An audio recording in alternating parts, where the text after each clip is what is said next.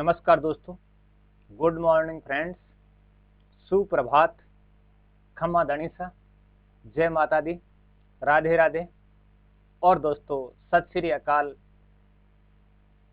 दोस्तों आज का जो वीडियो है वो प्रेमचंद की एक बहुत ही प्रसिद्ध उपन्यास है जिसका नाम है रंगभूमि। और रंगभूमि का एक अंश सूरदास की झोपड़ी के नाम से पाठ्यक्रम में संकलित किया गया है। एनसीईआरटी के पाठ्यक्रम में संकलित किया गया है सूरदास की झोपड़ी, और हिंदी के अंदर ये काफी चर्चित अंश है। दोस्तों जैसा कि आप जानते हैं, प्रेमचंद जी ने अपनी लेखनी का प्रमुख आधार ग्रामीण जीवन, खेती बाड़ी और गांव में रहने वाले लोगों के रहन सहन, खान पान, वेशभूषा और पारिवारिक जीवन को ही अपना आधार बनाया। यूं कहें कि प्रेमचंद जी ग्रामीण जीवन के चितेरे थे, यानी एक तरह के चित्रकार थे।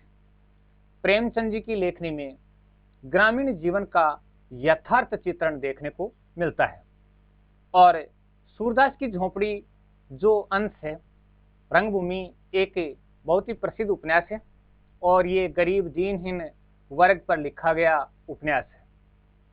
और इसमें सूरदास नाम का एक अंधा व्यक्ति है और वो अपने पूर्वजों का पिंडदान करने के लिए और एक जो बच्चा है जिसका नाम है मिठवा, उसका विवाह करने के लिए थोड़ी थोड़ी पूंजी मांग करके, भीख मांग करके वो इकट्ठी करता है और वो पूंजी लगभग होती है 500 रुपये।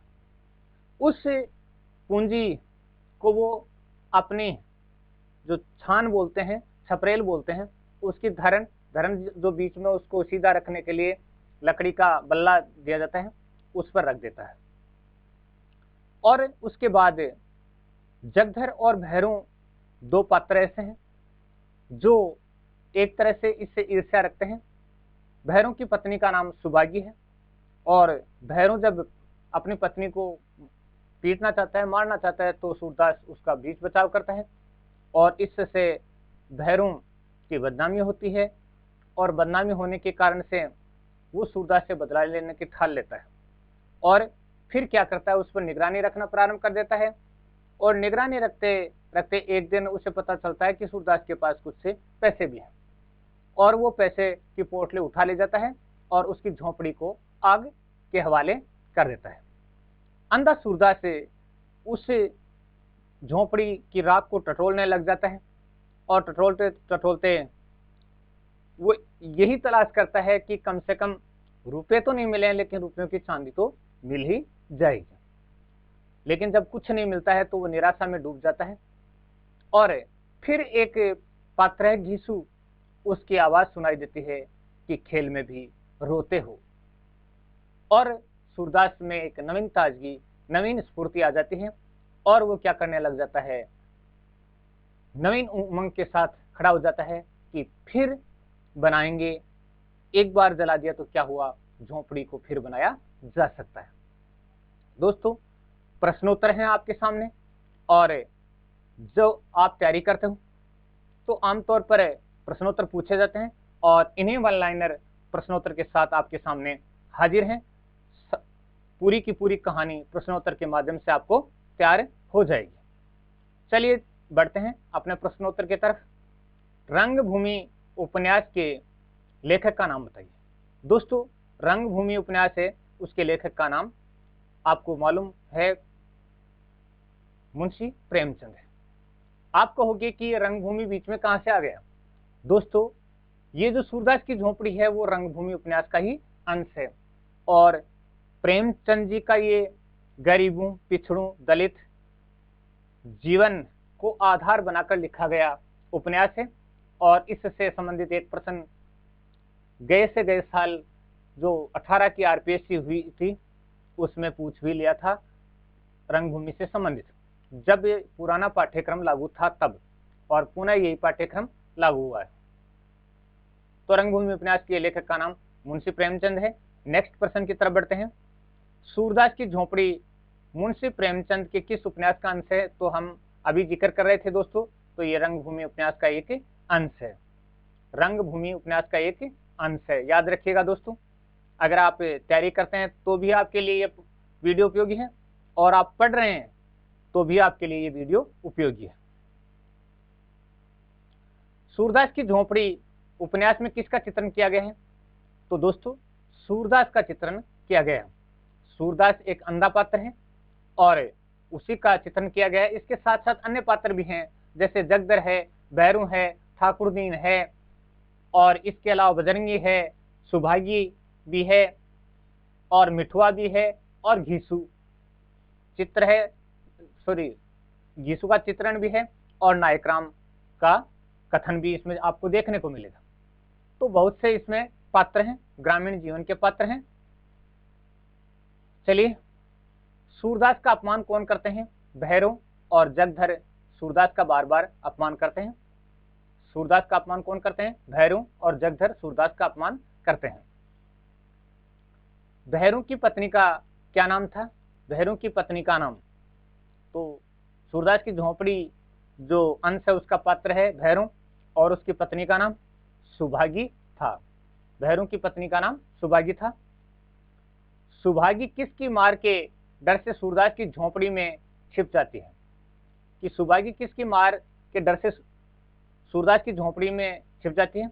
भैरव की मार के डर से। भैरव उसका पति था और उसकी मार के डर से वो सूरदास की झोपड़ी में छुप जाती है। सुभागी को मार से कौन बचाता है? तो सूरदास है वो सुभागी को मार से बचाता है। सूरदास की मोहल्ले में बदनामी क्यों होती है? सूरदास की मोहल्ले में बदनामी क्यों होती है? क्योंकि वह भैरव की पत्नी सुभागी को मार से बचाता है। सुभागी, यह है वो भैरव की पत्नी है, भैरव उसे पीटना चाहता था और सूरदास उसको बचाता है, इसलिए मोहल्ले में क्या होती है? उसकी बदनामी होती है, बेइज्जती करते हैं लोग। सूरदास का चरित्र किस प्रकार का है? सूरदास का चरित्र किस प्रकार का है? एक दृष्टिहीन व्यक्ति जितना बेबस और लाचार जीवन जीने को अभिशप्त होता है। देखिए, एक दृष्टिहीन व्यक्ति जितना बेबस और लाचार जीवन जीने को अभिशप्त होता है, सूरदास का चरित्र इसके ठीक विपरीत है। यानी सूरदास का चरित्र ठीक इसके क्या है? विपरीत है। देखिए दोस्तों, वह न तो लाचार है न बेबस है, वो मेहनत के साथ जीवन जीता है, उमंग के साथ जीवन जीता है, लाचार भी नहीं है और बेबस भी नहीं है। ये ध्यान में रखने की बात है। अगला प्रश्न अपना है, सूरदास के चरित्र पर प्रश्न कौन उठाते हैं? भैरव और जगधर। यानी जब वो सुभागी को बचाता है तो भैरव और जगधर उस पर क्या कर देते हैं? चरित्र पर प्रश्न उठा देते हैं कि वो एक तरह से चरित्रहीन है, सुभागी और उसका कोई संबंध है। लेकिन वास्तविक रूप से ऐसा कुछ नहीं था, लेकिन भैरव और जगधर उस पर ये चारित्रिक आरोप लगा देते हैं।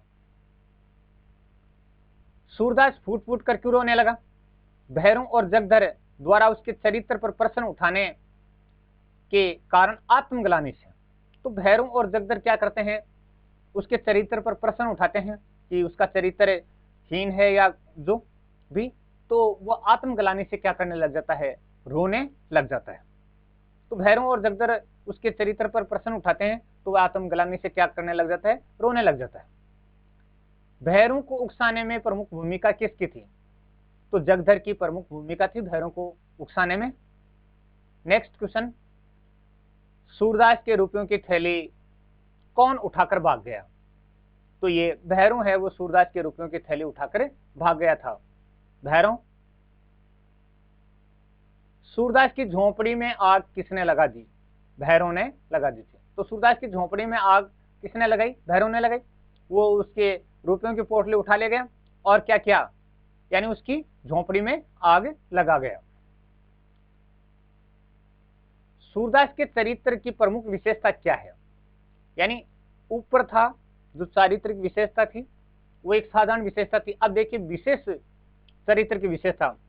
सूरदास के चरित्र की प्रमुख विशेषता है कि उसकी झोपड़ी के जला दिए जाने के बावजूद वह किसी से प्रतिशोध लेने में विश्वास नहीं करता, बदला लेने में विश्वास नहीं करता कि बदला नहीं लूंगा, बल्कि पुनर्निर्माण में विश्वास करता है। कि सूरदास के चरित्र की सबसे बड़ी विशेषता यह है कि वो प्रतिशोध लेने में विश्वास नहीं करता, बदला लेने में विश्वास नहीं करता, वो पुनर्निर्माण में विश्वास करता है। एक बात मैं बीच में कह देता हूं दोस्तों, जब भी वीडियो बनाने लगता हूं तब ये बीच में साउंड पैदा करने के लिए ये भाई साहब जो आपको थोड़ी थोड़ी सुनाई दे रही होगी, तांबा पीतल वाले आ ही जाते हैं। कई बार आप लोगों ने वीडियो में सुना भी होगा, खैर इनकी मेहरबानी है। जो कोई 100 लाख बार झोपड़ी को आग लगा दे तो, जो कोई 100 लाख बार झोपड़ी को आग लगा दे तो ये कथन किसका है? ये कथन किसका है? ये कथन किसका है? तो ये कथन मिठुआ का है दोस्तों। मिठुआ जो उसका पालित पुत्र है, खुद का नहीं है, पालित पुत्र है। जो कोई 100 लाख बार झोपड़ी को आग लगा दे तो ये कथन मिठुआ का है। देखिए कितना बढ़िया तरीके से ये लोहे प्लास्टिक खरीद रहे हैं। चलो हम तो पढ़ लेते हैं। तो हम भी 100 लाख बार बनाएंगे, ये कथन किसका है? ये कथन किसका है? तो ये कथन दोस्तों किसका है? सूरदास का कथन है। मिठुआ जब पूछता है कि कोई बार बार झोपड़ी को जला देगा तो हम क्या करेंगे, तो हम भी 100 लाख बार क्या करेंगे? बनाएंगे झोपड़ी को। भैरू सूरदास से बदला लेने की क्यों सोचता है? भैरू सूरदास से बदला लेने की क्यों सोचता है? क्यों सोचता है? गांव भर में बदनामी होने के कारण। भैरू सूरदास से बदला लेने की क्यों सोचता है? तो गांव भर में बदनामी होने के कारण वो सूरदास से बदला लेने की सोचता है। तो भैरू सूरदास से बदला लेने की क्यों सोचता है? गांव भर में बदनामी होने के कारण से क्या करता है? क्या करता है? बदनामी होने के कारण से बदला लेने की सोचता है। सूरदास की झोपड़ी में आग कब लगी? रात के 2 बजे के लगभग। ये पाठ के आधार पर प्रश्न है दोस्तों। निद्रा अवस्था में भी क्या जागती रहती है? उपचेतना जागती रहती है। उपचेतना है वो जागती रहती है।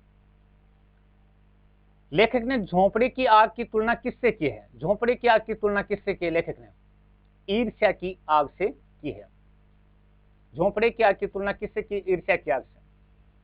चलिए, चूल्हा ठंडा किया होता तो दुश्मनों का कलेजा कैसे ठंडा होता? कि चूल्हा ठंडा किया होता तो दुश्मनों का कलेजा कैसे ठंडा होता? ये कथन किसका है दोस्तों? ये नायक राम का कथन है। जब वो आग के पास खड़े थे तब वो आपस में बातें कर रहे हैं और बजरंगी पूछता है कि चूल्हा तो ठंडा किया था, तब उसका जवाब नायक राम देता है,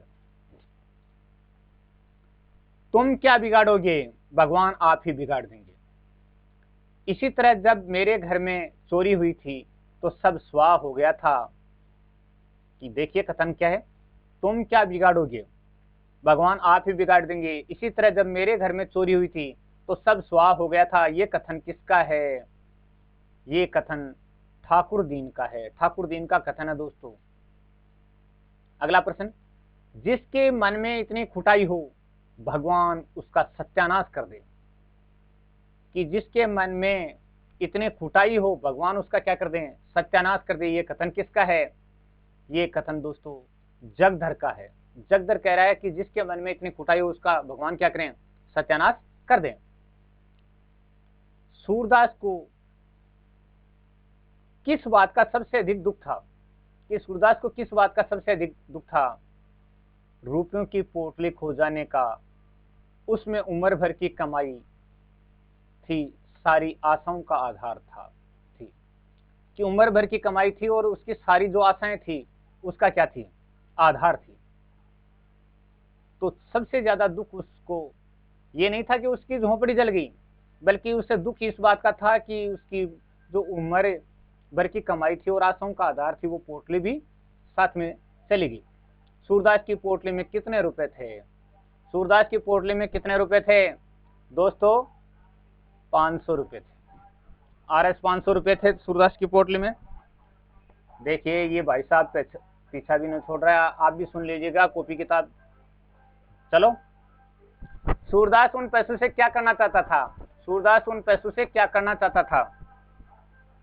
गया जाकर, गया पवित्र स्थान है, पितरों का, पूर्वजों का पिंडदान करना चाहता था। यानी गया जाना चाहता था और अपने पूर्वज थे उनका पिंडदान करना चाहता था और मिठुआ का ब्याह करना चाहता था और मिठुआ की क्या करना चाहता था, शादी करना चाहता था। लेखक ने झोपड़ी की राख को किसकी राख कहा है? बहुत ही मोस्ट टू मोस्ट प्रश्न है दोस्तों इससे अंश का, कि लेखक ने झोपड़ी की राख को किसकी राख कहा है? सूरदास की अभिलाषाओं की राख कहा है, कि झोपड़ी की राख नहीं थी बल्कि सूरदास की अभिलाषाओं की क्या थी? राख थी। सूरदास की झोपड़ी के अनुसार सबसे दीर्घजीवी वस्तु क्या होती है? कि सूरदास की झोपड़ी जो अंश है उसमें एक कथन आया कि सबसे दीर्घजीवी वस्तु क्या होती है? तो दीर्घजीवी वस्तु दोस्तों आशा को माना गया है कि आशा से बड़ी कोई दीर्घजीवी वस्तु हो ही नहीं सकती है। चलिए, ये सुभागी को बहका ले जाने का जरिमाना है, जुर्माना है, जुर्माना कह सकते हैं, दंड, कि ये सुभागी को बहका कर ले जाने का क्या है? जरिमाना है, जुर्माना है या दंड है? ये कथन किसका है? ये भैरों का कथन है कि वो मेरी पत्नी को बहका कर ले गया, उसका जुर्माना क्या है? ये पोटली है। और ये कथन किसका है? भैरों का कथन है। छाती पर सांप लौटना मुहावरे का अर्थ है ईर्ष्या होना। छाती पर सांप लौटना मुहावरे का अर्थ है ईर्ष्या होना। चलिए, सूरदास अपनी किस हानि को गुप्त रखना चाहता था? सूरदास अपनी किस हानि को गुप्त रखना चाहता था? आर्थिक हानि को गुप्त रखना चाहता था। सूरदास ये नहीं बताना चाहता था कि उसके पास पैसे थे, उसके पास 500 रुपए थे, उसकी पोटली में 500 रुपए थे। इस बात को वह क्या करना चाहता था? छुपा कर रखना चाहता था। किससे? जगदर को वो बताना नहीं चाहता। बाद में सुभागी ने भी पूछा तो भी नहीं बताया, और उसने किसी के सामने ये प्रकट नहीं किया कि उसके पास 500 रुपए थे। भिखारी के लिए दरिद्रता इतने लज्जा की बात नहीं।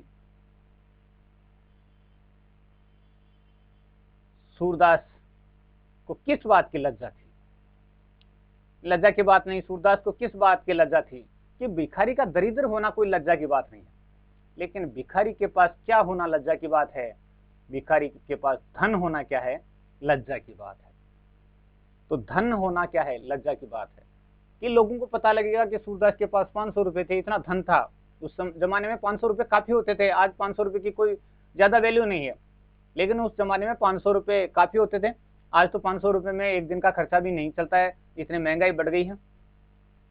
तो सूरदास के लिए सबसे बड़ी ये लज्जा की बात थी कि भिखारी होना या दरिद्रता होना ये उसके लिए लज्जा की बात नहीं थी। लज्जा की बात थी कि उसके पास धन था। सुभागी किसको भैरों का दूसरा अवतार मानती थी? जगधर को, कि जगधर है वो भी भैरों जैसा ही है, सेम ही रूप है। चैन की बंसी बजाना मुहावरे का अर्थ क्या है? आराम से जीवन जीना। चैन की बंसी बजाना, आराम से जीवन जीना। दूसरों के सामने हाथ फैलाना मुहावरे का अर्थ क्या है? दूसरों के सामने हाथ फैलाना मुहावरे का अर्थ है भिक्षा मांगना, भीख मांगना। चलिए नेक्स्ट, कान पकड़ना मुहावरे का अर्थ क्या है? माफी मांगना।